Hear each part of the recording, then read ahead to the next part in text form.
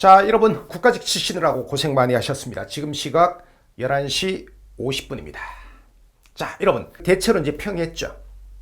이제 너무 좀 쉬워서 사실은 이제 변별력이 거의 없다시피 한데 그럼에도 불구하고 또 수험생들이 또 쉬워진 시험에 맞춰서 또 공부하는 추세다 보니까 요즘엔 이제 깊게 공부를 잘 안 하죠.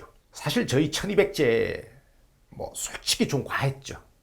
뭐 800제나 400제 본 사람들이 위너다. 중상위 직렬. 이 중상위 직렬은 한 95점? 틀릴 문제가 없습니다. 이 고난도 문제가 아예 없어요. 그래서 이제 중상위 직렬은 95점이나 만점 정도. 그 다음에 이제 뭐 좀 큰 낮은 직렬은 90점 맞아도 아주 뭐 그렇게 크게 손해보진 않을 겁니다.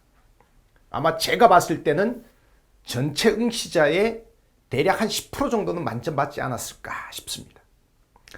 자, 이번에는 이제 특징이 좀 있어요.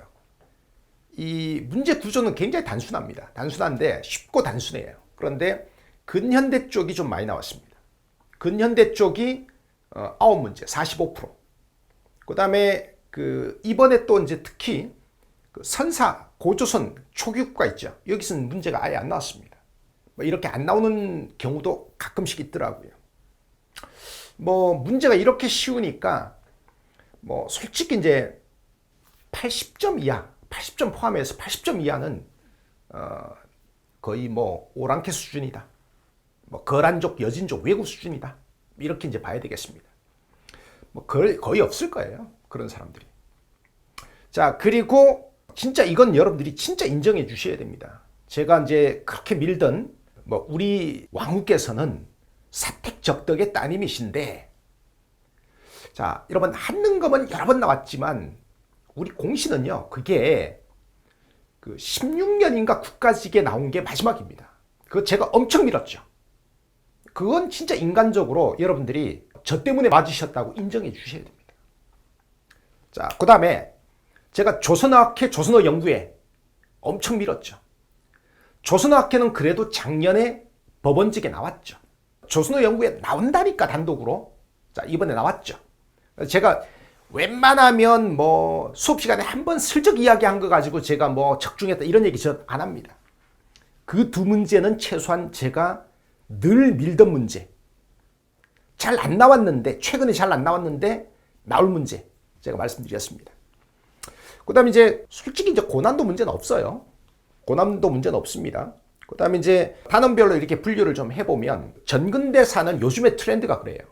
제가 진짜 90점만 목표로 할 거면 사회경제 아예 버려도 된다고 했죠. 요즘에 사회경제 잘 안 냅니다. 이번에도 이 사회경제 파트가 딱 한 문제 나왔습니다. 2번 문제, 고려의 경제 상황 묻는 문제 있죠. 그 다음에 자, 이번에는 이제 문화 파트가, 요 문화 파트는 정상적입니다. 3문제 나왔습니다. 3문제. 그 다음에 이제 근현대 쪽으로 가면 개화기가 이제 3문제가 있습니다. 3번, 4번, 6번 3문제가 있습니다. 그 다음에 일제강점기가 이번에 무려 5문제가 나왔습니다. 일제강점기가 5문제가 나왔습니다. 그 다음에 이제 현대사는 1문제가 나왔습니다. 이번에 이제 일제강점기에서 문제가 물론 이제 쉽지만 엄청 쏟아졌습니다. 자, 여러분, 제가 여러분들한테 해설이라고 해서 특별히 드릴 말씀은 없고요. 제가 봤을 때 조금 인상적인 문제. 제가 봤을 때 좀 인상적인 문제는 8번. 8번 기본창의난. 참 간만에 나왔죠.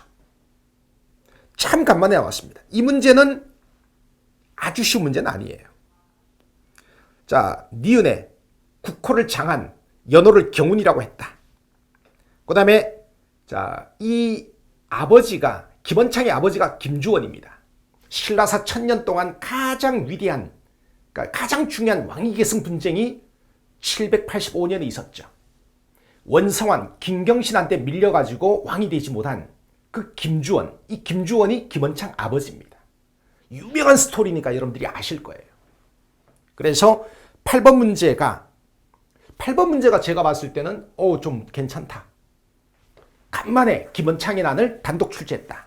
그렇게 볼 수가 있고요. 그 다음에 이제 9번 문제가 이게 이제 뭐 늘 나오던 그 병자호란, 맨날 나오던 그 문제고요. 그 다음에 이번에 순서나열 문제는 10번과 14번 두 문제가 있어요. 근데 순서나열 문제 치고는 아주 쉽습니다. 굉장히 쉽습니다. 그 다음에 12번. 자, 우리 왕후께서는 사택적덕의 따님이신데, 자, 여러분, 한국사 탑 중에서 가장 시험에 잘 나오는 게 두 개가 있다고 그랬죠. 익산미륵사지 석탑하고 경천사 10층 석탑하고, 이번에는 익산미륵사지 석탑을 정말 간만에 단독 출제를 했습니다. 문제 정말 좋아요. 근데 이 문제는 사실은 한능건 베낀 문제죠. 제가 모의고사에 익산미륵사지 석탑만 정말 여러 번 내었습니다. 자, 그 다음에 이제 그리고 나서 이제 16번에 그 강주의 정변, 지금 반복해서 나왔습니다. 22년에 나오고, 이번에 24년에 다시 나오고. 16번 문제가 그 현종 묻는 문제죠. 자, 현종도 제가 늘 고려 거란 전쟁 때문에 올해는 현종 아니면 강감찬 나온다 그랬습니다. 자, 현종 지금 나왔죠. 그 다음에 다른 건 특별한 거 없고요. 그 다음에 19번에 보시면 그 서경의 고려도경, 그거 제가 평상시에 굉장히 많이 여러분들한테 강조하는 그겁니다. 그 다음에 20번은 조선어 연구회인데 뭐랄까 좀 문제가 너무 쉬워서 뭐 적중이 거의 의미가 없다시피 한 그런 문제가 되겠습니다. 자, 그래서 이제 그 국가직과 지방직이 뭐 출제 스타일이 비슷하고, 그 다음에 이제 뭐 난이도도 비슷하다고 봤을 때, 지방직도 뭐라고 할까 좀, 뭐 이 정도 수준에서, 이것보다 어려워도 뭐, 한 문제, 반 문제 정도 어렵게 나올 거예요. 그러니까 이제, 여러분들이 이제 한국사는 그냥 뭐, 요 정도 수준에서 준비하시면 되는 것 같아요. 정치사, 문화사 중심으로 준비하고, 근현대사가 조금 더 중요하다. 알겠죠? 그 다음 이제 문제는 매우 평이하고 깔끔하게 나온다. 됐죠? 자, 그 4월 1일부터 우리 지방직 대비 모의고사 시작합니다. 제가 지금 원고를 다 넘겨놨는데, 이번 국가직이 쉬웠기 때문에 조금 더 쉽고 깔끔하게 다시 좀 다듬어야 되겠습니다. 자, 여러분 고생하셨고요. 오늘 내일 푹 쉬시고, 월요일부터는 지방직을 좀 차분히 좀 준비하도록 하십시오. 자, 마치겠습니다. 여러분 고맙습니다.